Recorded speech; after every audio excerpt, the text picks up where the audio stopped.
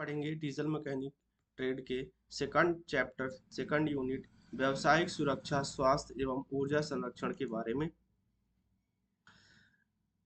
पढ़ते हैं। सुरक्षा सुरक्षा का शाब्दिक शाब्दिक अर्थ सुरक्षित रहना है। किसी भी अनचाही आकस्मिक दुर्घटना जो किसी व्यक्ति या उसके आसपास के वातावरण को प्रभावित करती है से सुरक्षित रहना ही सुरक्षा कहलाता है। जीवन एक अमूल्य निधि है, इसकी सुरक्षा हेतु सावधानी रखना अत्यंत आवश्यक है। कार्यशाला में कार्य करते समय प्रत्येक कर्मचारी को स्वयं की सुरक्षा पर विशेष ध्यान देना चाहिए, क्योंकि छोटी बड़ी असावधानी भी दुर्घटना का कारण बन सकती है। कार्यशाला में अपनाए जाने वाले सामान्य सुरक्षा नियम। कार्यशाला में अपनाए जाने वाले सामान्य सुरक्षा नियम कुछ इस प्रकार हैं। पहला है स्वयं की सुरक्षा, दूसरा है मशीनों की सुरक्षा और तीसरा है कार्यखंड की सुरक्षा। तो पढ़ते हैं इसको विस्तार से। पहला है स्वयं की सुरक्षा। जब कोई कारीगर संपूर्ण जानकारी व सुरक्षा के बिना किसी मशीन या औजार का प्रयोग करता है और वह दुर्घटना का शिकार हो सकता है, तो वह दुर्घटना का शिकार हो सकता है। इसलिए उसका कर्तव्य है कि वो अपनी सुरक्षा के लिए निम्न दिए गए नियमों का पालन करे। पहला है कि वह सदैव कार्यशाला में सदैव बूट पहनकर चलना चाहिए। कैसे चलना चाहिए? बूट पहनकर चलना चाहिए। ठीक ठीक है, क्योंकि जो मशीनों से निकलने वाली जो छीलन है उससे पैर में लगने से घाव होने का भय रहता है। दूसरा है कार्यशाला में ढीले कपड़े, टाई, मफलर इत्यादि पहनकर कार्य न करें। इससे चलती मशीनों में दुर्घटना होने का सदैव भय रहता है। तीसरा है मशीन पर कार्य करते समय किसी दूसरे कारीगर के साथ बातचीत ना करें। ठीक ना, अपना ध्यान अपने कार्य में लगाएं। चौथा है किसी भी मशीन की जानकारी प्राप्त किए बिना मशीन को ना चलाएं। ठीक है। पांचवा है किसी चलती मशीन के साथ छेड़खानी करना दुर्घटना को ही बुलावा देना है। ठीक है। फिर छठवां है किसी चलती मशीन के पास खड़े होकर यदि कार्य करना हो तो चलती मशीन पर सुरक्षा गार्ड अवश्य लगाएं। सातवां है कार्यशाला के अंदर ओवरहेड क्रेन पर लटकते हुए वजन के नीचे खड़े होकर काम ना करें, क्योंकि वजन गिरने से भारी दुर्घटना हो सकती है। फिर अगला है यदि कोई भी कारीगर किसी ऊपरी स्थान पर कार्य कर रहा है तो उसे चाहिए कि वह हर टूल को मजबूती से पकड़कर कार्य करे, क्योंकि स्पैनर, हैमर, चीजल जैसे औजार नीचे गिरने से किसी भी कर्मचारी को लग सकते हैं। या ऐसी कार्यशाला में सभी कर्मचारियों को हेलमेट का प्रयोग करना चाहिए। फिर अगला है चलती हुई मशीनों को तेल देते समय तेल कुप्पी का प्रयोग करें। अगला है किसी भी मशीन से निकलने वाली लोहे की छीलन को हाथ से ना खींचें, क्योंकि इसकी तेज धार हाथ को काट सकती है। फिर अगला है किसी भी बाहरी व्यक्ति को कार्यशाला में लाने से पहले उसे कार्यशाला के मौलिक सिद्धांतों की जानकारी देना कारीगर का ही कर्तव्य है। फिर अगला है चलती हुई मशीनों की कभी मरम्मत नहीं करनी चाहिए। फिर अगला है बिजली के तारों पर चलते हुए पार्ट्स के ऊपर से नहीं ले जाना चाहिए। बिजली के तारों को चलते हुए पार्ट्स के ऊपर से नहीं ले जाना चाहिए, क्योंकि यह रगड़ खाने से इंसुलेशन कट सकता है। फिर अगला है अधिक भारी सामान को ध्यानपूर्वक उठाना चाहिए, क्योंकि लापरवाही के कारण मोच आने से दुर्घटना की संभावना रहती है। फिर अगला है प्रयोग में आने वाले हस्त औजारों को उपयुक्त स्थान पर रखें, जिससे उनके नीचे गिरने से चोट लगने की संभावना न रहे। ये तो हो गई स्वयं की सुरक्षा। अब अगला है मशीन की सुरक्षा। अपनी सुरक्षा के साथ साथ हमें मशीनों पर भी प्रयोग होने वाले अन्य औजारों की सुरक्षा को भी ध्यान में रखना चाहिए। मशीनों की सुरक्षा के लिए हमें निम्नलिखित बातों को ध्यान में रखना चाहिए। पहला है सर्वप्रथम जिस मशीन पर कार्य प्रारंभ करना हो उसके विषय में संपूर्ण जानकारी प्राप्त करनी चाहिए। दूसरा है मशीन को प्रचालित करने से पूर्व उसकी भली भांति साफ सफाई करनी चाहिए तथा उसके नट बोल्टों की भी जांच करनी चाहिए। तीसरा है मशीन को प्रचालन की अवस्था में छोड़कर नहीं जाना चाहिए। किसी अन्य व्यक्ति को मशीन के बारे में जानकारी न होने से दुर्घटना हो सकती है। ठीक है। फिर है अगला है चलती मशीन पर जाब की माप नहीं लेनी चाहिए। फिर अगला है मशीन की टेबल पर हैमरिंग नहीं करनी चाहिए, इससे टेबल में स्पॉट पड़ जाते हैं। ठीक है। फिर अगला है चलती मशीन के गियर ना बदले, इससे गियर टूटने की संभावना रहती है। फिर अगला है किसी भी नई मशीन पर कार्य करने से पहले यह भली भांति समझ लें कि उसे चलाने की विधि क्या है। कार्य करते समय पैरों के नीचे लकड़ी के बोर्ड रखें और ध्यान रखें कि कार्य करते समय मशीन पर पूर्ण रोशनी हो। ठीक है। फिर है अगला है किसी भी मशीन पर कोई एक पार्ट खराब होने पर उसे तुरंत ठीक कर देना चाहिए, अन्यथा शेष पार्ट भी खराब हो सकते हैं। फिर अगला है मशीन को सेट करने के पश्चात उसे हाथ से चलाकर देख लेना चाहिए। फिर अगला है बिजली से चलने वाली मशीन के स्विच को बंद कर देना चाहिए।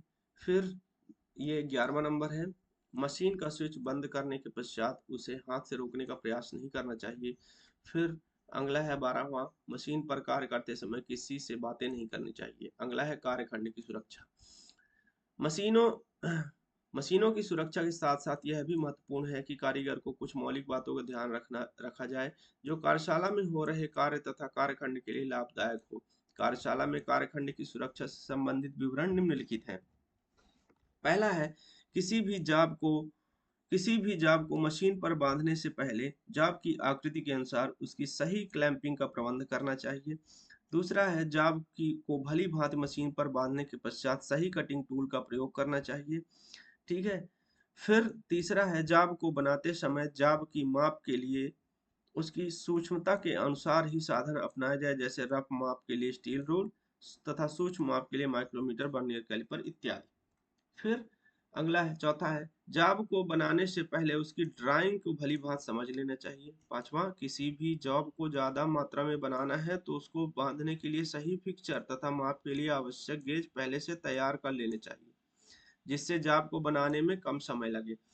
फिर अगला है, कार्यशाला में जॉब को एक स्थान से दूसरे स्थान तक ले जाने के लिए उपयुक्त ट्राली का प्रयोग करें, जिससे जॉब को हानि पहुंचने की संभावना न रहे। ये देखेंगे, ये उपयुक्त ट्राली है जिसमें रखकर जॉब को हम एक स्थान से दूसरे स्थान तक ले जाते हैं। चित्र देख के आप लोगों को समझ में आ रहा होगा। फिर अगला जो टॉपिक है, हाउस कीपिंग की अवधारणा। कार्यशाला में हाउस कीपिंग अवधारणा से आशय उस व्यवस्था से है जो कार्यशाला में होने वाली विभिन्न प्रकार की दुर्घटनाओं, छिपे खतरों इत्यादि को कम करके कार्य हेतु उचित सुरक्षापूर्ण वातावरण उपलब्ध कराती है। कमजोर हाउस कीपिंग प्राय छिपे हुए खतरों द्वारा होने वाली दुर्घटनाओं में सहयोग करती है, जो कि आकस्मिक क्षति का कारण बनती है। यदि कार्यशाला के फर्श पर पेपर, मलबा इत्यादि अस्त व्यस्त और इधर उधर फैले हुए हैं तो वहां होने वाली दुर्घटनाओं की संभावना बढ़ जाती है। हाउसकीपिंग प्रक्रिया मात्र साफ सफाई ही नहीं, अपितु यह उपकरणों को व्यवस्थित रूप से रखने की विधि भी है। इसमें उपकरणों, औजारों और सुव्यवस्थित तरीके से औजारों को सुव्यवस्थित तरीके से स्टोर किया जाता है। इससे उत्पादन में वृद्धि होती है तथा दुर्घटनाओं में कमी आती है। साथ साथ कर्मचारियों की नैतिकता एवं संबंधों में भी वृद्धि होती है। प्रभावी हाउसकीपिंग प्रक्रिया के निम्नलिखित परिणाम प्राप्त होते हैं। पहला, इसमें पदार्थों के प्रवाह को नियंत्रित किया जाता है। इससे आग से होने वाली दुर्घटनाओं में कमी आती है। टूल्स तथा पदार्थों को अच्छी प्रकार नियंत्रित किया जा सकता है। चौथा है, उपकरणों को साफ रखा जाता है जिससे उनके अनुरक्षण में अधिक आवश्यकता नहीं पड़ती। पांचवा है, स्वास्थ्य के लिए अच्छा वातावरण बना रहता है। छठवां है, उत्पादकता में वृद्धि होती है। सातवां है, कर्मचारियों को मनोबल बना रहता है। ठीक है। फिर अब अगला जो टॉपिक है वो है 5S अवधारणा। ये बहुत इंपॉर्टेंट है। इससे प्रश्न हमेशा ही पूछे जाते हैं, हर एग्जाम में, आईटीआई के एग्जाम में, आईटीआई के फाइनल एग्जाम में, टेस्ट में, हर जगह ही इससे क्वेश्चन पूछे जाते हैं। यहाँ तक कि आप जब कहीं जॉब करने जाओगे तो वहाँ इंटरव्यू वगैरह में भी पूछे जाएंगे। 5S अवधारणा जापानी शब्दों का एक समाकलन है। कौशल प्रशिक्षण के अंतर्गत एस अक्षर से प्रारंभ होने वाले निम्नलिखित शब्दों पर ध्यान देना चाहिए तथा इनको अभ्यास में लाना चाहिए। पहला एस जिसका अर्थ है शॉर्ट, पहला एस का नाम है सीरी जिसका अर्थ है शॉर्ट। दूसरा एस सेशन जिसका अर्थ है सेट इन ऑर्डर। तीसरा अर्थ है सीसो जिसका अर्थ है साइन। चौथा एस है सिकेत्सु जिसका अर्थ है स्टैंडर्डाइज। और पांचवा एस है सीसुके जिसका अर्थ है सस्टेन।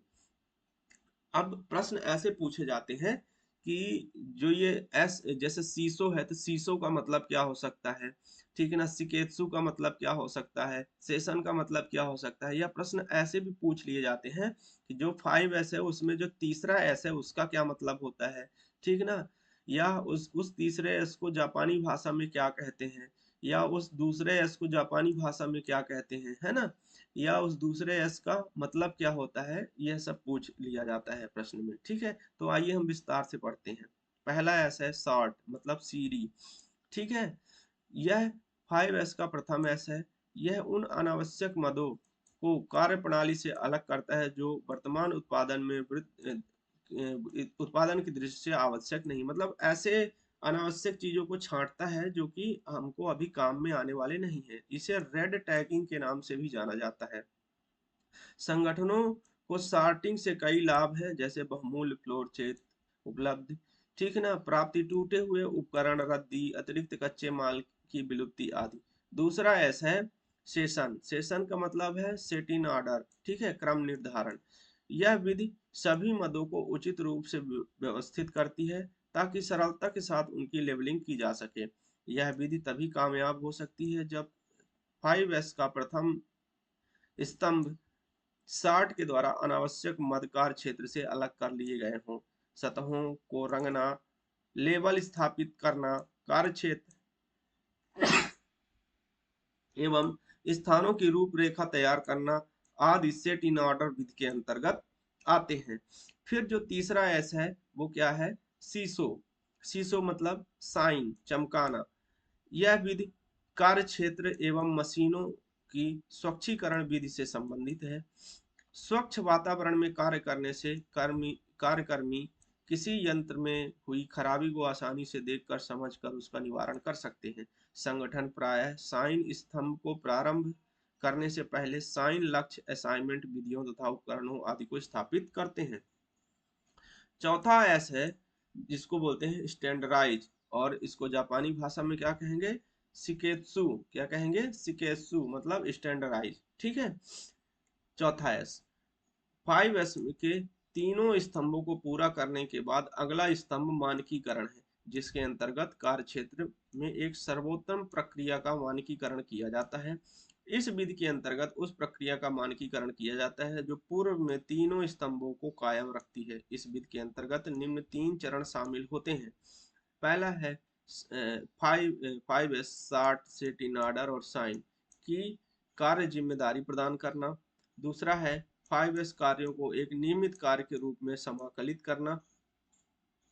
फिर तीसरा है 5S को कायम रखने के लिए नियमित जांच करना।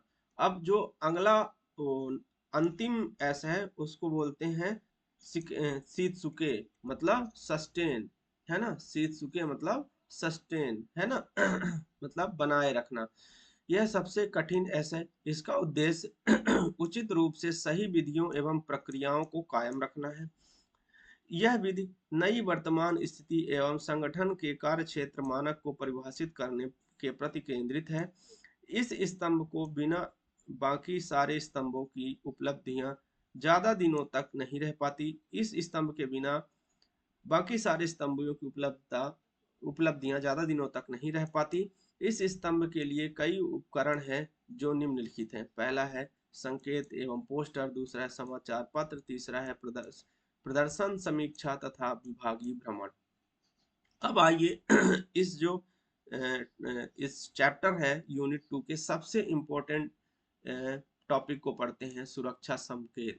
किसी भी कार्यशाला या किसी भी उद्योग में सुरक्षा संकेतों का अपना एक अलग महत्व है। हम सुरक्षा संकेतों की अनदेखी करके दुर्घटना को बुलावा दे सकते हैं, पर हमको यह सब नहीं करना है। हमको सुरक्षा संकेतों को विशेष रूप से ध्यान में रखकर और उनके नियमों का पालन करना है, ठीक है। तो पढ़ते हैं। किसी भी स्थान या कार्यशाला में दुर्घटना से बचने के लिए विभिन्न सुरक्षा संकेत उपलब्ध होते हैं। इसके अतिरिक्त कार्यशाला में कार्य करते समय कुछ विशेष सावधानियां एवं नियमों का पालन करना अनिवार्य होता है। प्रशिक्षण काल में ही कारीगर को कारखानों से सुरक्षा के लिए उठाए गए विभिन्न कदमों, नियमों तथा उपायों की जानकारी दी जाती है। विभिन्न मशीनों तथा कार्यशाला आदि की दीवारों पर विभिन्न निर्देश संकेतों के रूप में लिखे जाते हैं। सुरक्षा संकेत निम्न 4 प्रकार के होते हैं। प्रश्न पूछे जाते हैं, इससे कई बार पूछे गए हैं कि सुरक्षा संकेत कितने प्रकार के होते हैं, तो हमको बताना है कि ये 4 प्रकार के होते हैं। पहला निषेधात्मक संकेत, दूसरा है अनिवार्य संकेत, तीसरा है चेतावनी संकेत और चौथा है सूचनात्मक संकेत। निषेधात्मक, अनिवार्य, चेतावनी और सूचनात्मक, ये 4 प्रकार के संकेत होते हैं। आइए हम सारे संकेतों को विस्तार से पढ़ते हैं। पहला है निषेधात्मक संकेत। अब प्रश्न इन्हीं में से पूछे जाएंगे। ये सारे ना थोड़ा थोड़ा डिफरेंस में होते हैं जो कि आपको सिंबल देख के समझ में आ जाएंगे। इन संकेत निषेधात्मक संकेत, इन संकेतों के द्वारा विशेष प्रकार के कार्य करने से मना किया जाता है ना, मना किया जाता है, ध्यान रखिएगा। मतलब निषेध मतलब मना ही होता है।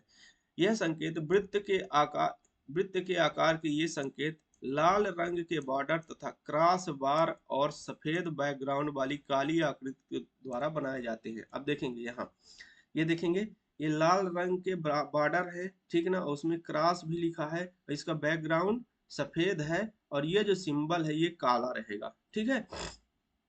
निषेधात्मक संकेतों जैसे भागने से मना करना, धूम्रपान न करना, आग न जलाना इत्यादि निम्न क्षेत्रों को दर्शाया गया है, ठीक है। देखेंगे लाल रंग के बॉर्डर में क्रॉस है, सफेद बैकग्राउंड है और काली आकृति है, ठीक है।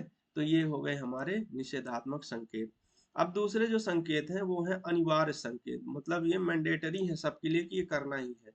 इन संकेतों के द्वारा कारीगरों को सुरक्षात्मक निर्देश दिए जाते हैं। कैसे निर्देश? सुरक्षात्मक निर्देश, और कारीगर इन संकेतों को सहज समझ लेते हैं।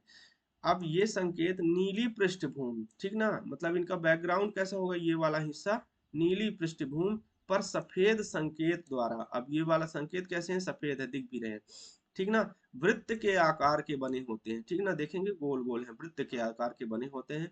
कुछ अनिवार्य अथवा आदेशात्मक संकेतों जैसे हेलमेट, चश्मा, जूते, दस्ताने, श्वास यंत्र पहनना इत्यादि आदि इन चित्रों द्वारा दर्शाया गया है, ठीक है ना। देखिए यहाँ जैसे हेलमेट है, चश्मा है, ठीक ना, ये बियर ईयर प्रोटेक्शन है, जूते हैं, ग्लव्स हैं, बियर वेस्ट, मतलब ये सांस लेने वाले यंत्र जहाँ केमिकल वगैरह रहते हैं, है ना, और ये सेफ्टी हार्नेस है, ठीक ना, एडजस्टेबल गार्ड के लिए है, हैंड वॉश के लिए है, ये सब क्या कैसे हैं, अनिवार्य संकेत है, ठीक है।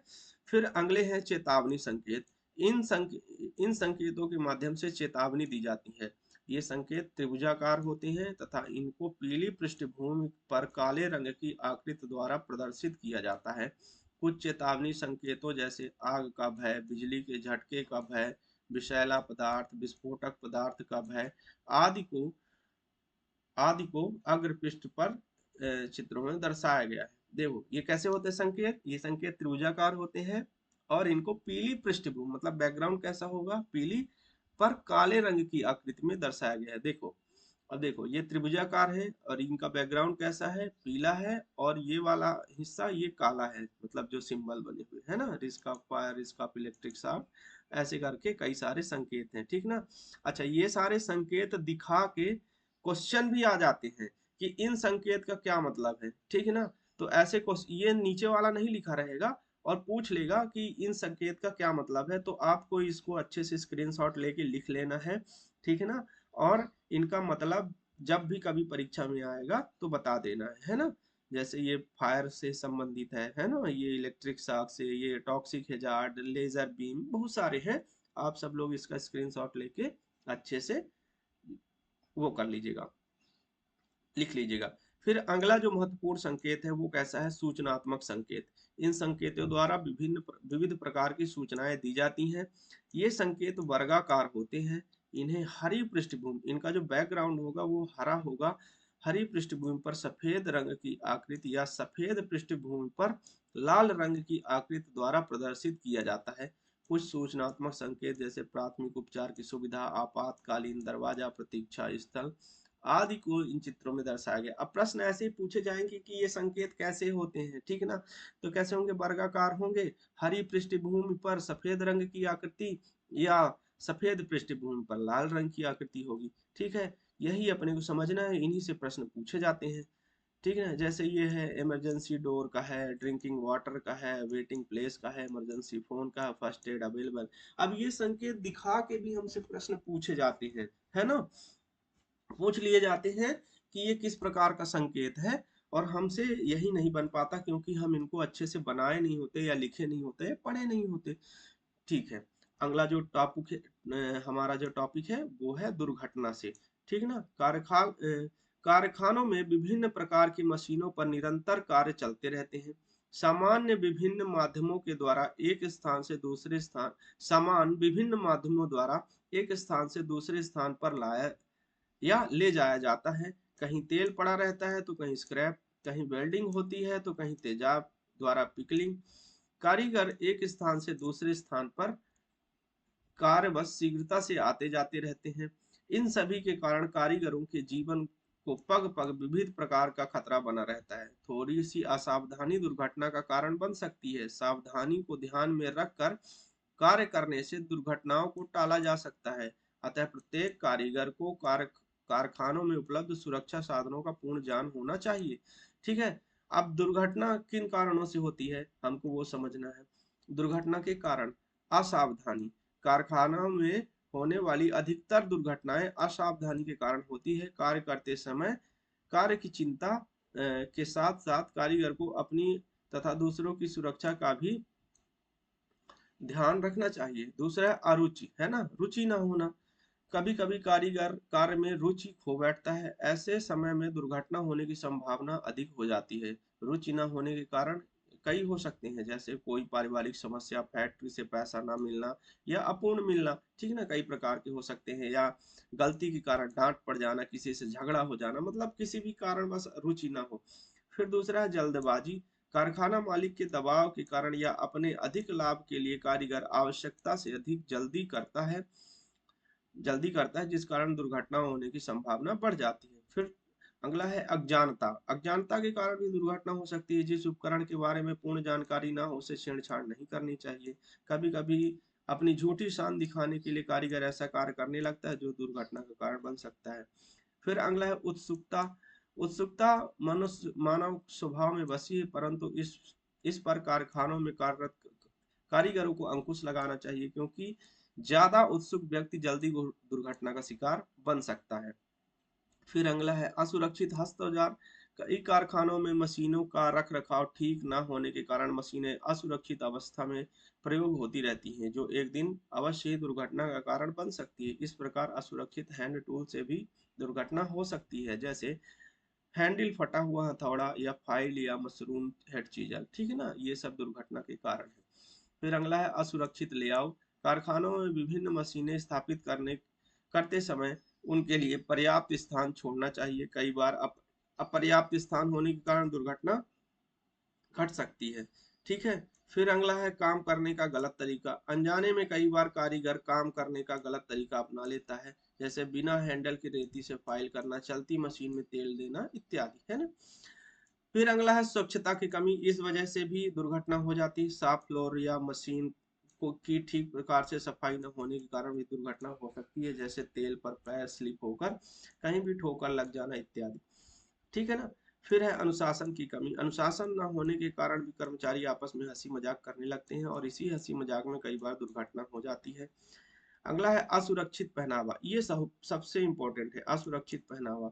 ढीले कपड़े, टाई, मफलर इत्यादि का प्रयोग कारखाना में वर्जित है। कारखाना की आवश्यकता के अनुरूप ही कपड़ों का प्रयोग करना चाहिए। इसके अतिरिक्त कारीगर के लंबे बाल भी, है ना, कारीगर के लंबे बाल भी मशीन में फंसकर दुर्घटना का कारण बन सकते हैं। देखेंगे यहाँ मशीन में बाल फंस गया है, ठीक है ना, मशीन में बालों के उलझने से दुर्घटना घटित हो रही है, ठीक नहीं, ये मशीन है, इसमें कारीगर का, ठीक ना, फंस गया है बाल वगैरह, ठीक ना, इसलिए हमेशा कैप वगैरह पहन के ही काम करना चाहिए। इसमें देखिए कैप पहन के काम कर रहा है, ठीक है। फिर ये देखेंगे, ये जो कारीगरों के जो सेफ्टी इक्विपमेंट है, जैसे हेलमेट, चश्मा, टाई ना पहनना, फिट पैंट, उंगलियों में कोई अंगूठी का ना होना, जूते, ईयर प्लग लगे होना, ये कारीगर कार्यशाला में कार्य करने हेतु कारीगर का उपयुक्त पहनावा दिखाया गया है। उपयुक्त प्रकाश की अनुचित व्यवस्था: प्रकाश की अनुचित व्यवस्था से भी दुर्घटना हो सकती है, क्योंकि जहां कहीं भी प्रशिक्षणार्थी कारीगर कोई भी काम करता है, मतलब, तो वहां अगर पर्याप्त प्रकाश नहीं है तो वहां भी दुर्घटना हो सकती है। फिर है खतरे वाले पदार्थ के लिए विशेष सावधानी न होना: बहुत से कारखानों में विस्फोटक, तेजाब या ज्वलनशील या जहरीली गैसों का प्रयोग किया जाता है। जब भी इस प्रकार के पदार्थों को व्यवहार में लाया जाए तब विशेष सावधानी बरतनी चाहिए। अगला है अस्वस्थता या थकान: कभी कभी श्रमिक आर्थिक तंगी के कारण बीमार या कमजोर होते हुए भी कार्य पर आ जाते हैं तथा चक्कर खाकर या कमजोरी के कारण मशीन पर गिर पड़ते हैं, जिससे दुर्घटना होती है। पैसों के लालच में श्रमिक अपनी सामर्थ्य से अधिक कार्य करने को तैयार हो जाते हैं, परंतु थकान के कारण चोट खा बैठते हैं। फिर अगला है और इम्पोर्टेंट है, नशे की आदत: बहुत से कारीगर नशे की आदत का शिकार हो जाते हैं तथा कभी कभी नशे की अवस्था में ही कारखाने में चले जाते हैं। ऐसे कारीगर स्वयं तो उस दुर्घटना का शिकार होते ही हैं, साथ ही दूसरों के लिए भी खतरा हो सकते हैं। अतः स्पष्ट है कि दुर्घटनाओं का सही प्रकार से ज्ञान होना ही उसके बचाव का एकमात्र उपाय है। ठीक है। तो ये सब दुर्घटनाओं के क्या हो गए, कारण हो गए। ठीक है। अब हम पढ़ते हैं प्राथमिक उपचार। अब मान लीजिए दुर्घटना हो ही गई, तो उस समय हम क्या कर सकते हैं? किसी भी कारणवश या कभी कभी दुर्घटनाएं ऐसी भी हो जाती हैं कि हमारी कोई गलती नहीं रहती, लेकिन सामने वाले की गलती की वजह से भी दुर्घटनाएं हो जाती हैं। तो उस समय जो भी प्राथमिक उपचार है वो हमको आने चाहिए। ठीक है। किसी दुर्घटनाग्रस्त व्यक्ति का डॉक्टर के आगमन के पूर्व किए जाने वाला उपचार प्राथमिक उपचार कहलाता है। इस कार्य के लिए कार्यशाला में स्थित फर्स्ट एड बॉक्स में स्ट्रेचर, डेटॉल, रुई, बर्नाल, बैंडेज, दर्द निवारक गोलियां, ammonia, potassium permanganate, distil water, कैंची, चाकू, सेफ्टी पिन, ड्रॉपर, आंख साफ करने की दवा आदि साधन आवश्यक रूप से उपलब्ध होने चाहिए। ठीक है। इन साधनों का प्रयोग आवश्यकता अनुसार करके हम दुर्घटनाग्रस्त व्यक्ति को प्राथमिक उपचार दे सकते हैं, जिससे उसके कष्ट को कम किया जा सकता है। विद्युत झटके या अन्य किसी दुर्घटना से पीड़ित व्यक्ति के उपचार के लिए किसी सहायक के द्वारा डॉक्टर को तुरंत बुलवाएं और डॉक्टर के आने के पूर्व निम्न प्राथमिक उपचार प्रारंभ करें। ठीक है। पहला है, पीड़ित के चारों ओर से भीड़ हटा दे, उसे जिससे उसे स्वच्छ वायु मिल सके। अब ज्यादातर केस में क्या होता है, लोग घेर के खड़े हो जाते हैं, है ना, तो उस समय उसको सफोकेशन होती है। ठीक ना। फिर अगला है, पीड़ित के मुंह से नकली दांत, पान, तंबाकू आदि निकाल दें, जिससे उसे श्वास लेने में कठिनाई ना हो। फिर अगला है, विद्युत के झटके से पीड़ित व्यक्ति के शरीर पर पड़े छाले अथवा जले अंगों को स्वच्छ कपड़े अथवा कागज से ढक दे, जिससे उन पर मक्खी मच्छर आदि न बैठे और पीड़ित के शरीर में अन्य बीमारियां न फैला सकें। फिर अगला है, पीड़ित यदि कमरे में है तो उसे कमरे कमरे की खिड़की, दरवाजे आदि खोल दे, जिससे स्वच्छ वायु का निर्बाध आवागमन हो सके। फिर अगला है, पीड़ित को सर्दी के मौसम में सर्दी से बचाएं, उसे पलंग, दरी, चटाई आदि पर लिटाकर कंबल उड़ा दे, परंतु उसका मुंह उघड़ा रहे। पीड़ित को पलंग, दरी आदि पर लिटाने से उसके शरीर में एकत्र विद्युत धीरे धीरे विसर्जित हो जाती है। फिर छठवां है, पीड़ित को यदि श्वास लेने में कठिनाई प्रतीत होती है तो कृत्रिम श्वास प्रक्रिया प्रारंभ कर दे। अब ये कृत्रिम श्वास प्रक्रिया को हम सब पढ़ेंगे कि ये कृत्रिम श्वास प्रक्रिया क्या होती है। कृत्रिम कृत्रिम श्वास क्रिया, इस क्रिया के अंतर्गत पीड़ित व्यक्ति को श्वास न आने पर विविध कृत्रिम क्रियाओं द्वारा श्वास दी जाती है। कृत्रिम श्वास क्रिया की चार प्रमुख विधियां निम्न प्रकार हैं। पहला है सिल्वेस्टर विधि, दूसरा है शेफर विधि, तीसरा है मुंह से मुंह हवा भरने की विधि, या इसको बोलते हैं लाबोर्ड विधि। क्या बोलते हैं? लाबोर्ड विधि इसको बोलते हैं। फिर अगला है कृत्रिम श्वास यंत्र द्वारा। आइए सबको पढ़ते हैं, ठीक ना, विस्तार से, और चित्र भी देखते रहते हैं। चित्र देखने के साथ सब कुछ समझ में आ जाएगा। पहला है सिल्वेस्टर विधि। इस विधि में पीड़ित को पीठ के बल लिटा दिया जाता है। देखिए पीठ के बल लेटा हुआ है। तत्पश्चात उसकी पीठ के नीचे तकिया लगा दिया जाता है। ठीक है ना, पीठ के नीचे तकिया लगा दिया जाता है, जिससे उसका सीना कुछ ऊपर उठ जाता है और सिर कुछ नीचे हो जाता है। अब निम्नलिखित दो स्थितियों द्वारा पीड़ित के व्यक्ति के शरीर में श्वास भरने का प्रयास करें। प्रथम स्थिति, पीड़ित के सिर के पास अपने घुटनों के बल बैठ जाएं। देखें ये घुटनों के बल बैठा हुआ है। उसके दोनों हाथों को आधी मुट्ठी बांधकर हाथों को सीधा फैला दें। अब पीड़ित के दोनों हाथों को धीरे से मोड़कर उसके सीने पर ले आए। अब देखेंगे, ये स्थिति देखेंगे, इसकी मुट्ठी आधी बंधी हुई है और इसके सीने में ये दोनों हाथ आ गए हैं। लाएं जैसा कि चित्र में दिखाया गया है। अब दूसरी स्थिति देखेंगे। दूसरी स्थिति, प्रथम स्थिति में अपने हाथों से पीड़ित के सीने को कुछ दबाएं। देखेंगे कि यहाँ ये सीने को दबाव दे रहा है, ठीक है ना। दबाव डालें, 2-3 सेकंड बाद दबाव हटा लें और पीड़ित के हाथों को उसके सिर की ओर फैला दें और मुट्ठी खोल दें, जैसा चित्र में दिखाया गया। देखेंगे दबाव देने के बाद दबाव हटाया और हाथ को ऐसे फैला दिया, और मुट्ठी भी देखेंगे ये फैली हुई है, ठीक है ना। तो ये कौन सी विधि हो गई? सिल्वेस्टर विधि, है ना। उपरोक्त क्रियाओं को 10 से 12 बार प्रति मिनट की दर से तब तक दोहराएं जब तक कि उसकी सांस क्रिया सामान्य न हो जाए। जब पीड़ित के सीने पर दबाव डाला जाता है तो फेफड़े के अंदर की वायु बाहर निकल जाती है और दबाव हटने से बाहर की ताजी वायु फेफड़े के अंदर आती है। इस प्रकार पीड़ित को सांस लेने में सहायता मिलती है। फिर अगली जो विधि है वो है शेफर विधि। ठीक है, शेफर विधि। इस विधि में पीड़ित को पेट के बल लिटाया जाता है। इसमें पीठ के बल लिटाया गया था सिल्वेस्टर में, ठीक है ना। और इसमें पेट के बल लिटाया जाता है और उसके सिर को एक करवट कर दिया जाता है। देखेंगे सिर एक करवट है, ठीक है ना। पीड़ित के सीने के नीचे पतला तकिया रख दिया जाता है। पतला तकिया रखना है, याद रखना है। जब निम्नलिखित दो अब निम्नलिखित दो स्थितियों को प्रयोग कर पीड़ित व्यक्ति के शरीर में श्वास भरने का प्रयत्न करें। देखेंगे प्रथम स्थिति, पीड़ित के घुटनों के पास अपने घुटनों के बल बैठ जाएं और अपने दोनों हाथ पीड़ित के पीठ पर इस प्रकार रखें कि दोनों हाथ सीधे रहें और चारों उंगलियां आपस में मिली रहें। वह अंगूठे से समकोण बनाएं। देखेंगे इस तरह से, ठीक है। इस तरह से पीड़ित के बैठ के और फिर दोनों हाथों को ऐसे रखना है और दोनों हाथ हमको सीधे रखने हैं, ठीक है, जैसा कि चित्र में दिखाया गया है। फिर द्वितीय स्थिति, इस स्थिति में आगे की ओर झुकते हुए पीड़ित के पीठ पर भार डालें, ठीक है ना। देखेंगे ये अभी भार नहीं डाला था, इस नॉर्मल स्थिति में था, अब ये भार डाल रहा है, ठीक ना। पीड़ित के पीठ पर भार डालें, 2-3 सेकंड बाद दबाव हटा लें और अपने हाथों को सीधा कर दें, जैसा कि चित्र में दिखाया गया है, ठीक है ना।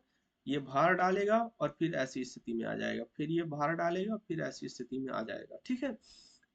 जब पीड़ित की पीठ पर दबाव डाला जाता है तो फेफड़े अंदर की ओर वायु तो फेफड़े के अंदर की वायु बाहर निकल जाती है और दबाव हटाने से बाहर की ताजी वायु फेफड़े के अंदर आ जाती है। इस प्रकार पीड़ित को श्वास लेने में सहायता मिलती है। उपरोक्त क्रियाओं को 10 से 12 बार प्रति मिनट की दर से तब तक दोहराएं जब तक कि उसकी सांस क्रिया सामान्य न हो जाए।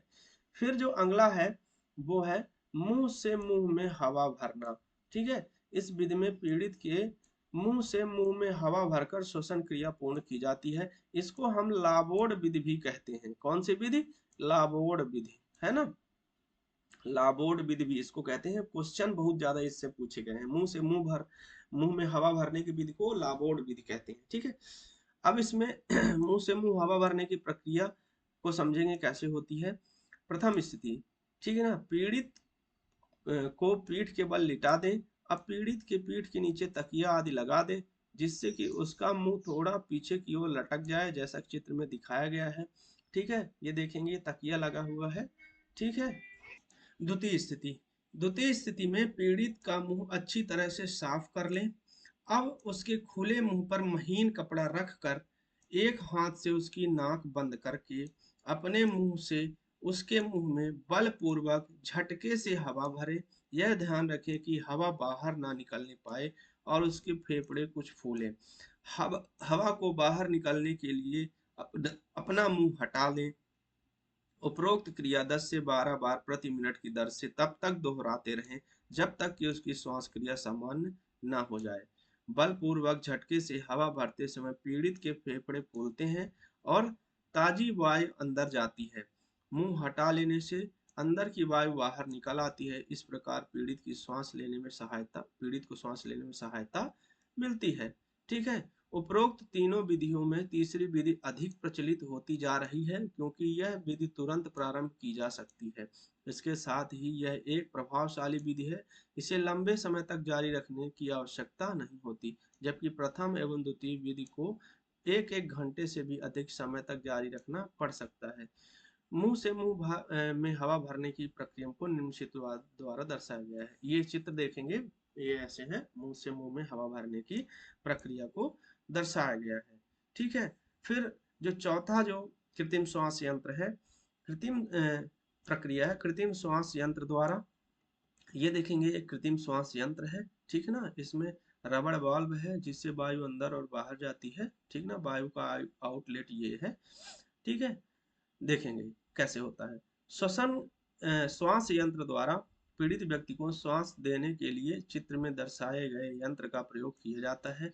इस यंत्र में प्रयुक्त रबड़ के वाल्व में से हवा फिल्टर होकर चैम्बर में जाती है। यहाँ पर इनलेट और आउटलेट वाल्व लगे होते हैं क्योंकि रबड़ वाल्व को दबाने व छोड़ने के साथ खुलते व बंद होते हैं। दबाने व छोड़ने के साथ खुलते और बंद होते हैं। कृत्रिम श्वास यंत्र के अंतर्गत पीड़ित के मुंह पर लगे मास्क के माध्यम से पीड़ित के अंदर भेजी जाती है। हवा पीड़ित के मुंह पर लगे मास्क के माध्यम से अंदर भेजी जाती है। यह बहुत सरल प्रक्रिया है। इसमें रबड़ के बाल्ब को 15 से 20 बार 1 मिनट में ऑपरेट किया जाता है। ठीक है ना। ये हमारा क्या है, कृत्रिम श्वास यंत्र है। ये बाल्ब outlet outlet valve, inlet valve, वायु फिल्टर लगा है, रबर का मास्क लगा है। ठीक है ना। और इसको दबाएंगे तो वायु अंदर बाहर आएगी। ठीक है। अब जो इम्पोर्टेंट चैप्टर जिससे प्रश्न बहुत ज्यादा पूछे जाते हैं वो है आग। आग से हमारी परीक्षा में बहुत ज्यादा प्रश्न पूछे जाते हैं। ठीक है। आग और इसको बुझाने वाले यंत्र, इन सब से परीक्षाओं में खूब प्रश्न पूछे जाते हैं। आग किसी भी ज्वलनशील पदार्थ का दहन या जलना होता है। जब किसी पदार्थ का दहन होता है तब ऊष्मा तथा विभिन्न प्रकार की अपक्रियाओं का निर्माण होता है। किसी भी पदार्थ के दहन में निम्न 3 कारक उपयुक्त मात्रा में आवश्यक होते हैं। पहला है ईंधन, दूसरा है ऊष्मा और तीसरा है ऑक्सीजन। अच्छा, इन तीनों में से एक किसी भी चीज को हटा देना तो आग बुझ जाती है। कभी भी कहीं आग लगती है तो इन तीनों में से किसी एक चीज को हमको हटाना पड़ता है तो आग बुझ जाती है। जब तक ये तीनों चीजें नहीं मिलेंगी तो आग नहीं लगेगी। ठीक है ना। फिर है कार्यशाला में आग लगने के कारण। कार्यशाला में आग लगने के कई कारण हो सकते हैं, जैसे वैद्युतिक शॉर्ट सर्किट अथवा अधिक स्पार्किंग होना। फिर दूसरा है ज्वलनशील पदार्थों की उपस्थिति, जैसे मोबिल ऑयल, मिट्टी तेल, diesel, petrol, LPG gas, oxygen gas की सिलेंडर इत्यादि। तीसरा है विस्फोटक पदार्थों की उपस्थिति। फिर चौथा है सर्दियों में हाथ तापने के लिए लकड़ी के टुकड़े, तेल से भींगा जूट इत्यादि। पांचवा है बीड़ी सिगरेट के अनबुझे टुकड़े। ठीक ना। लापरवाही से इधर उधर फेंक देना। छठवां है ऊष्मकों में ताप नियंत्रक की व्यवस्था का न होना। सातवां है ज्वलनशील पदार्थों का पृथक एवं शीतलित गोदामों में भंडारण न किया जाना। ठीक है ना, विशेषकर ग्रीष्म ऋतु में। फिर आठवां है वेल्डिंग, ग्राइंडिंग आदि की व्यवस्था ज्वलनशील पदार्थों के निकट होना। फिर नौवां है ज्वलनशील गैसों की निकासी के लिए पर्याप्त वातायन व्यवस्था न होना। ये हो गए आग लगने के कारण। अब हम पढ़ते हैं आग के प्रकार। आग की विविध किस्में होती हैं जिनका उल्लेख उपयुक्त आग बुझाने वाली सामग्री के साथ यहाँ किया गया है। श्रेणी ए की आग। अब ये प्रश्न में बहुत पूछे जाते हैं कि श्रेणी ए की आग क्या होती है तथा ये किस किस किस पदार्थों से लगती है। श्रेणी बी, श्रेणी सी, श्रेणी डी। ठीक है ना। और इनको बुझाने के लिए कौन से प्रकार के यंत्र का प्रयोग किया जाता है, तो यह सब हम आज इस क्लास में पढ़ने वाले हैं। पहला है श्रेणी ए की आग। श्रेणी ए की आग के अंतर्गत लकड़ी, कागज, कपड़ा, जूट आदि से लगने वाली आग होती है। ठीक, इस प्रकार की आग को बुझाने के लिए शीतल जल की बौछार अथवा बहुउद्देशीय एबीसी शुष्क रसायन उपयुक्त किए जाते हैं। ठीक ना। ये श्रेणी ए की आग। ठीक ना, लकड़ी, कपड़ा, कागज। फिर है अगला है श्रेणी बी की आग। इसके अंतर्गत ज्वलनशील द्रवों एवं ठोसों जैसे मिट्टी का तेल, डीजल, पेट्रोल से लगने वाली आग। इस प्रकार की आग को बुझाने के लिए झाग वाले यंत्र या कार्बन डाइऑक्साइड CO2 वाले यंत्र प्रयुक्त होते हैं। इस प्रकार की आग जल की बौछार से नहीं बुझती। ठीक है ना। फोम टाइप से या CO2 फायर एक्सटिंग्विशर से। ठीक है। फिर अगला है श्रेणी सी की आग। इसके अंतर्गत सिलेंडर आदि में भरी LPG गैस आदि से लगने वाली आग आती है। इस आग के कारण विस्फोट होने की संभावना भी बनी रहती है। इस प्रकार की आग बुझाने के लिए हो सके तो गैस की सप्लाई काट दें, अन्यथा चेतावनी घंटी बजा दें और आग बुझाने वाले विशेषज्ञों को बुलाएं। इसके अतिरिक्त विद्युत उपकरण को प्लग से संपर्कित रखने पर लगी आग भी इसी श्रेणी में आती है। CO2, हेलोन आदि शुष्क रसायन इस आग को बुझाने वाले यंत्र प्रयुक्त किए जाते हैं। ठीक है। ये देखेंगे सिलेंडर से लगी आग है। ठीक है ना, श्रेणी सी की आग। ठीक ना, ये चूल्हा रखा हुआ है उससे लगी आग। फिर है श्रेणी डी की आग। इसके अंतर्गत बिजली के तारों, उपकरणों या अन्य धात्विक पदार्थों से लगने वाली आग आती है। इस आग को बुझाने के लिए कार्बन डाइऑक्साइड, CO2, शुष्क चूर्ण, CTC प्रकार के आग बुझाने वाले यंत्र उपयुक्त रहते हैं। इसके अतिरिक्त शुष्क रेत भी प्रयोग की जाती है। झाग वाले यंत्र अथवा जल की बौछार का प्रयोग कर इस प्रकार के आग को बुझाने झाग वाले यंत्र अथवा जल की बौछार का प्रयोग इस प्रकार की आग बुझाने के लिए नहीं किया जाता। ठीक है ना। इसके लिए किनका प्रयोग किया जाता है? कार्बन डाइऑक्साइड, CO2, शुष्क चूर्ण तथा CTC प्रकार के। ठीक है ना। तो ये हो गई तीनों 4 श्रेणी आग की, और 4 श्रेणियों के प्रकार मतलब किस प्रकार से आग लगती है, उसमें कौन कौन से लगने के कारण हो सकते हैं, और बुझाने के कौन कौन से यंत्र हैं। ठीक है। अब है आग बुझाना। ठीक ना। आग तो लग गई, आग बुझाने के यंत्रों के बारे में भी पढ़ लिए। अब थोड़ा और अच्छे से यंत्रों के बारे में पढ़ते हैं। प्रत्येक कार्यशाला में आग बुझाने के यंत्र आवश्यक रूप से उपलब्ध रहते हैं, क्योंकि विद्युत के शॉर्ट सर्किट अथवा अन्य किसी कारण से कार्यशाला में लगी आग की रोकथाम आवश्यक है। आग बुझाने वाले यंत्र एवं उपकरण कार्यशाला में ऐसे स्थान पर स्थापित किए जाने चाहिए जहां से तुरंत प्रयोग में लाया जा सके। इसके अतिरिक्त रेत से भरी बाल्टियां, पानी से भरी बाल्टियां आदि की व्यवस्था भी होनी चाहिए। फिर अगला है अग्निशामक यंत्र। ठीक है। यह एक ऐसा उपकरण है जिसके द्वारा जलती हुई वस्तुओं पर द्रव्य गैस का या चूर्ण का छिड़काव करके वस्तु की ऑक्सीजन की सप्लाई रोककर आग बुझाई जा सकती है। ठीक है। चित्र में अग्निशामक यंत्र दर्शाया गया, ये है अग्निशामक यंत्र। ये देखे होंगे आपकी लैब वगैरह में। ठीक ना। ये कई जगहों में ये दीवार पर टांगा रहता है, और ये लाल रंग का होता है ना। इसके द्वारा छिड़का जाने वाला द्रव गैस एवं चूर्ण स्वयं ज्वलनशील नहीं होता और न ही ज्वलन में सहायक होता है। ठीक है। अग्नि बुझाने वाले यंत्र मुख्यतः निम्न प्रकार के हैं। ठीक है। पहला है जल युक्त अग्निशामक यंत्र। इस प्रकार के यंत्र में वायु दाब के साथ जल भरा रहता है। एक लीवर को दबाने से जल की बौछार पैदा होती है, जिसके द्वारा आग बुझाई जाती है। ठीक है ना। तो ये हो गया जल युक्त अग्निशामक यंत्र। ये इस प्रकार का होता है, इसी को दबाएंगे तो यहाँ से क्या बोलते हैं, प्रेशर के साथ पानी निकलेगा, है ना। फिर अगला है फोम टाइप अग्निशामक यंत्र। इस प्रकार का यंत्र जल की बौछार के साथ साथ झाग पैदा करता है। झाग बनाने के लिए इसमें खनिज तेल, साबुन आदि पदार्थ वायु दाब के साथ जल में मिश्रित कर भरे जाते हैं। यंत्र का लीवर दबाने पर जल मिश्रित झाग पैदा हो जाता है, जो जलती हुई वस्तु की ऑक्सीजन सप्लाई काट कर आग बुझा देता है। इसका प्रयोग श्रेणी बी की आग बुझाने के लिए किया जाता है। ठीक है।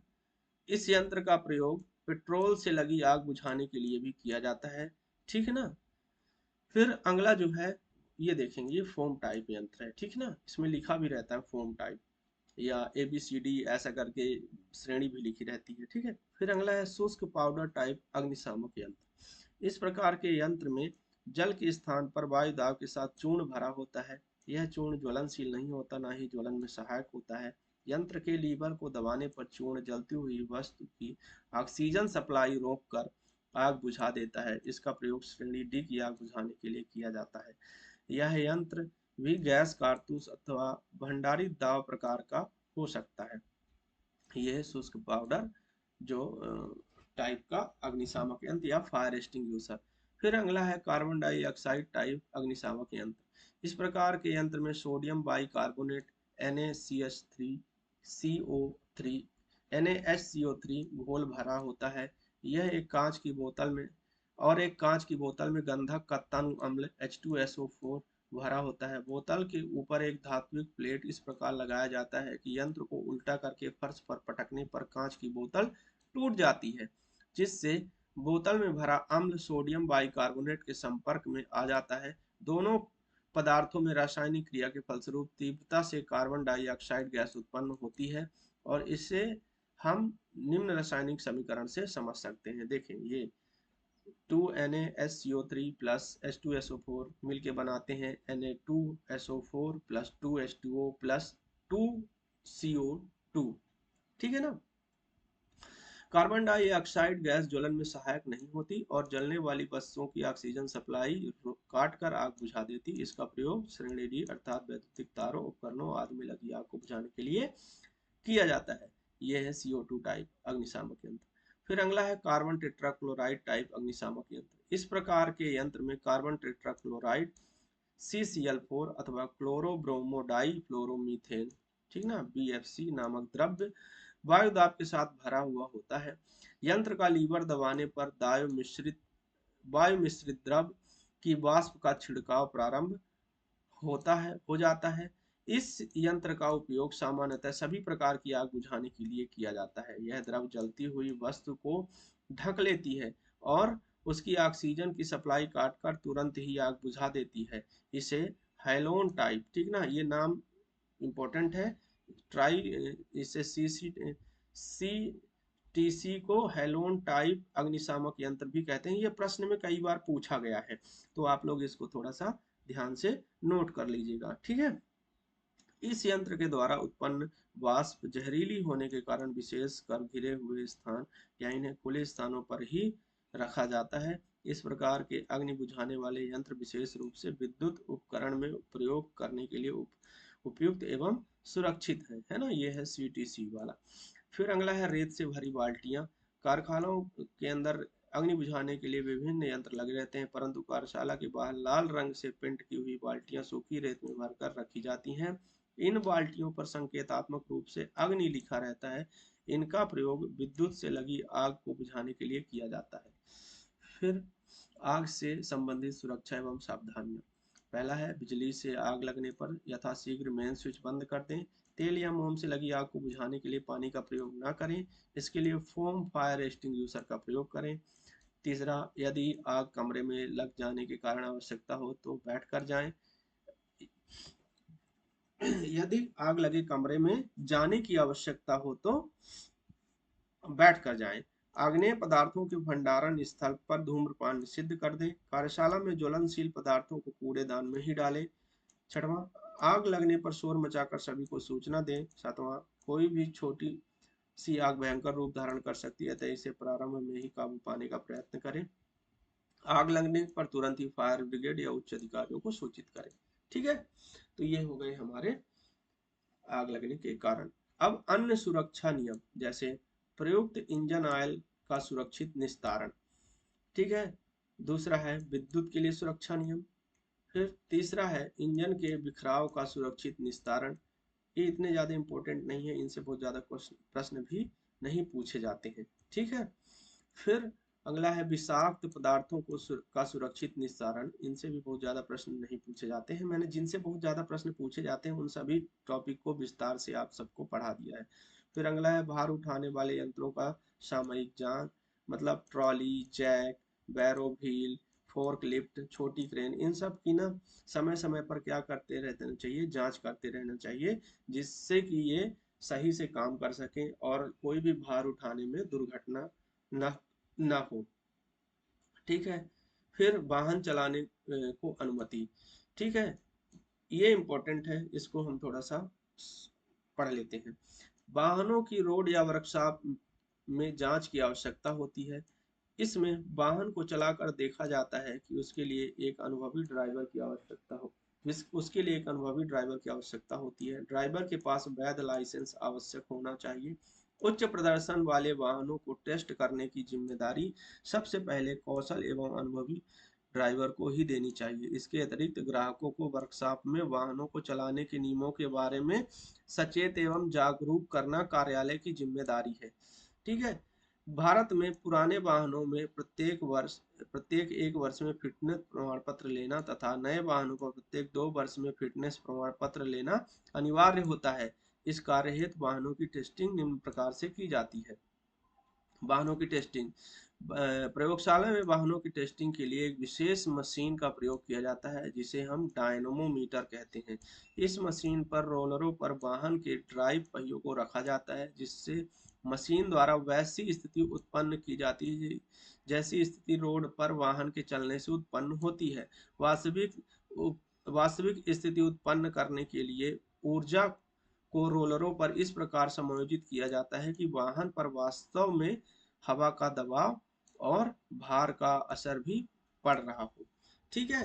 तो ये हो गई वाहनों की टेस्टिंग से संबंधित। दूसरा है, अब अगला जो टॉपिक है और ये शायद अंतिम टॉपिक है इस यूनिट 2 का, ऊर्जा संरक्षण, ठीक।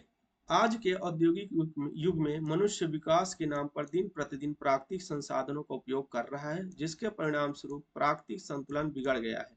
प्रदूषण की मात्रा हानिकारक स्तर पर पहुंच चुकी है तथा पृथ्वी की रक्षा कवच कहे जाने वाली ओजोन परत नष्ट हो चुकी है। इन सभी दुष्परिणामों को देखते हुए मनुष्य को जागरूक होने की आवश्यकता है। हम जानते हैं कि पृथ्वी पर उपस्थित ऊर्जा नश्वर नहीं है, परंतु सीमित अवश्य है। अतः वर्तमान में इसका संरक्षण एक एक महत्वपूर्ण आवश्यकता है। ठीक है, ऊर्जा संरक्षण से अभिप्राय बिना उत्पाद की गुणवत्ता को घटाए ऊर्जा की खपत को कम करना। ठीक है, अब दूसरे शब्दों में हम कह सकते हैं कि बिना क्षय के एक निश्चित मात्रा की ऊर्जा से उत्पादन को बढ़ाकर अधिकतम दक्षता प्राप्त करना ऊर्जा संरक्षण कहलाता है। ऊर्जा संरक्षण से संबंधित एक अन्य पद ऊर्जा दक्षता है, जिसका अर्थ किसी कार्य को करने में एक निश्चित मात्रा में कम ऊर्जा का उपयोग करना है। ठीक है, ऊर्जा संरक्षण का मुख्य उद्देश्य प्राकृतिक ऊर्जा स्रोतों का संरक्षण करना है। पृथ्वी की प्राकृतिक ऊर्जा के सीमित स्रोत हैं। प्राकृतिक ऊर्जा स्रोतों को निम्न प्रकार से वर्गीकृत किया गया है। अब देखेंगे इसमें दो प्रकार के ऊर्जा होते हैं, समाप्त न होने वाले ऊर्जा और समाप्त होने वाले ऊर्जा स्रोत। समाप्त न होने वाले में कौन कौन से? सौर ऊर्जा, वायु ऊर्जा, वर्षा और ज्वार और भाटा। ये ज्वार भाटा जो समुद्र में आते हैं। ठीक ना, ये समाप्त ना होने वाले में से। समाप्त होने वाले में से देखेंगे, पहला है नवकरणीय ऊर्जा स्रोत, दूसरा है अनवीकरणीय सॉरी नवीकरणीय ऊर्जा स्रोत और अनवीकरणीय ऊर्जा स्रोत। नवीकरणीय में आते हैं जल, भूमि की उर्वरक क्षमता, प्राकृतिक वनस्पति, पशु एवं मनुष्य। ये ऐसे हैं जिनको पुनः दोबारा से बनाया जा सकता है। और ये अनवीकरणीय वाले होते हैं जिनको दोबारा से नहीं बनाया जा सकता, जैसे खनिज पदार्थ, तेल एवं गैसें, जीवाश्म ईंधन, परमाणु ऊर्जा, विद्युत ऊर्जा। ठीक है ना, ये अनवीकरणीय है। ठीक है, फिर ऊर्जा जांच एवं ऊर्जा संरक्षण के अवसर। ठीक है, ऊर्जा जांच एक प्रकार का सर्वेक्षण है जो किसी संगठन, संयंत्र, उपकरण द्वारा किया जाता है। इसकी सहायता से ऊर्जा की खपत बिना किसी अपव्यय के कमी ला सकते हैं। ऊर्जा की खपत में बिना किसी अपव्यय के कमी ला सकते हैं तथा उत्पादन गुणवत्ता में वृद्धि कर सकते हैं। इन सर्वेक्षणों की सहायता से संबंधित सुझावों को ऊर्जा संरक्षण अवसर कहा जाता है, ईसीओ। ठीक है ना, ये ईसीओ कई प्रकार के होते हैं, जैसे श्रेणी ए लघु ऊर्जा संरक्षण अवसर। ठीक है, लघु ऊर्जा संरक्षण अवसर अधिकतर साधारण रूप में उपस्थित होते हैं। इन्हें सरलता से क्रियान्वित किया जा सकता है। ऐसे अवसर कम निवेश तथा कम क्रियान्वयन समय वाले होते हैं। ये अवसर निम्न तत्वों पर संबंधित होते हैं। पहला, रिसाव बिंदुओं की रोकथाम, दूसरा है लापरवाही से होने वाली बर्बादी को रोकना, तीसरा है गृह व्यवस्थापन। दूसरा है श्रेणी बी मध्यम ऊर्जा संरक्षण अवसर। मध्यम ऊर्जा संरक्षण अवसर को माध्यमिक ऊर्जा संरक्षण अवसर भी कहते हैं। ये प्रायः लघु ऊर्जा संरक्षण अवसरों की अपेक्षा थोड़े से जटिल या कठिन होते हैं। ऐसे ऊर्जा संरक्षण अवसरों के लिए अतिरिक्त निवेश तथा मध्यम क्रियान्वयन समय की आवश्यकता होती है। तीसरा है श्रेणी श्री विस्तृत ऊर्जा संरक्षण अवसर। विस्तृत ऊर्जा संरक्षण अवसर महत्वपूर्ण ऊर्जा संरक्षण के अवसर प्रदान करते हैं। ये प्रायः उच्च तकनीक सहित जटिल रूप में उपस्थित होते हैं। ये अत्यधिक मात्रा में निवेश तथा लंबे क्रियान्वयन समय की आवश्यकता होती है इसमें। ठीक है ना, ऊर्जा संरक्षण की विधियां। ठीक है ना, ऊर्जा के संरक्षण की निम्नलिखित विधियां हैं। पहला है वाहन संयोजन संयंत्र में ऊर्जा बचत, दूसरा है नियामक उपायों के माध्यम से ऊर्जा बचत। ठीक है, फिर तीसरा है आर्थिक उपायों के माध्यम से ऊर्जा बचत, और चौथा है जागरूकता एवं शिक्षा के माध्यम से ऊर्जा बचत। अब जो इम्पोर्टेंट है, जिससे प्रश्न ज्यादा पूछे जाते हैं, वो है ऊर्जा संरक्षण अधिनियम 2001। वर्ष 1970 के प्रारंभ में गल्फ तेल आयात के उपरांत फरवरी 2000 में ऊर्जा संरक्षण अधिनियम प्रस्तुत किया गया। यह वास्तव में भारत में पेट्रोल संरक्षण अनुसंधान अथॉरिटी की एक पहल पर जागरूकता कार्यक्रम का परिणाम था, जिसके परिणाम स्वरूप एक विधायी फ्रेमवर्क बनाने की आवश्यकता महसूस की गई। इस प्रकार वर्ष 2001 में ऊर्जा संरक्षण संबंधी अधिनियम तत्कालीन राष्ट्रपति की स्वीकृति के उपरांत सितंबर 2001 में अस्तित्व में आया। इसका उद्देश्य ऊर्जा कार्यक्षमता को प्रोत्साहन करना और ऊर्जा की बर्बादी को कम करना था। भारत में ऊर्जा बचत की अत्यधिक संभावनाएं हैं। एक सर्वे के अनुसार देश में उद्यमी व्यवसाय एवं घरेलू क्षेत्रों में ऊर्जा बचत की पर्याप्त संभावनाएं हैं। भारत के बजट में ऊर्जा संरक्षण अधिनियम 1 अक्टूबर 2001 प्रकाशित हुआ, परंतु देश भर में यह 1 मार्च 2002 को लागू हुआ। अब इससे प्रश्न बहुत पूछे जाते हैं कि ऊर्जा संरक्षण अधिनियम कब लागू हुआ, तो 1 मार्च 2002 से लागू हुआ पूरे देश में। ब्यूरो ऑफ एनर्जी एफिशिएंसी ने भी इसे मार्च 2002 में प्रभावी माना है। ऊर्जा संरक्षण अधिनियम ने ऊर्जा संबंधी नियमों को सभी उपभोक्ताओं के लिए आदेशात्मक बनाया और इस अधिनियम की अवज्ञा करने पर दंडित प्रावधानों की भी व्यवस्था की गई। यह अधिनियम पूर्ण प्रभाव में 1 अप्रैल 2007 से आया। अब प्रश्न कई तरह से पूछे जाते हैं। पहला तो कब लागू हुआ, ये लागू हुआ 1 मार्च 2002 से, और अधिनियम कब प्रकाशित हुआ 1 अक्टूबर 2001 से, और यह अधिनियम पूर्ण प्रभाव में 1 अप्रैल 2007 से आया। ठीक है, तो ये हो गया हमारा टॉपिक यहाँ से पूरा। अब इस टॉपिक के हम कुछ महत्वपूर्ण बिंदुओं को देखेंगे। पहला है सुरक्षा का शाब्दिक अर्थ सुरक्षित रहना है। दूसरा है संपूर्ण सुरक्षा में स्वयं की सुरक्षा के साथ मशीनों एवं कार्यखंड की सुरक्षा भी सन्निहित है। तीसरा है किसी भी मशीन को जानकारी के अभाव में नहीं चलाना चाहिए, नहीं तो वह दुर्घटना का कारण बन सकती है। फिर अगला है किसी भी स्थान पर कार्यशाला में दुर्घटना से बचाने के लिए विभिन्न सुरक्षा संकेत उपलब्ध होते हैं। फिर अगला है निषेधात्मक संकेत सफेद बैकग्राउंड एवं काली आकृति के द्वारा बनाए जाते हैं। ठीक। फिर अगला है अनिवार्य संकेतों को कारीगर को सुरक्षात्मक निर्देश दिए जाते हैं। फिर अगला है अनिवार्य संकेत नीली पृष्ठभूमि पर सफेद संकेत द्वारा वृत्त के आकार में बने होते हैं। अगला है चेतावनी संकेत त्रिभुजाकार होते हैं तथा पीली पृष्ठभूमि पर काले रंग की आकृति द्वारा बनाए जाते हैं। ठीक है। फिर अगला है सूचनात्मक संकेत वर्गाकार होते हैं तथा हरी पृष्ठभूमि पर सफेद रंग की आकृति या सफेद पृष्ठभूमि पर लाल रंग की आकृति द्वारा बनाए जाते हैं। ठीक है, तो ये हमारे क्या हो गए महत्वपूर्ण बिंदु। इनको आप लोग स्क्रीनशॉट ले लीजिएगा और इनको पढ़ लीजिएगा। ये सब क्या है एग्जाम ओरिएंटेड है ना। ये देखेंगे अंतिम में ये महत्वपूर्ण बिंदु ये भी है कि ऊर्जा संरक्षण अधिनियम पूर्ण प्रभाव में 1 अप्रैल 2007 से लागू हुआ। तो आज की हम ये क्लास जो कि हमारी यूनिट 2 है मैकेनिक डीजल की, आज हम यहीं खत्म करते हैं। अगली नेक्स्ट क्लास आपको मैकेनिक डीजल की यूनिट 3 की कुछ दिन में मिल जाएगी। ठीक है, नमस्कार।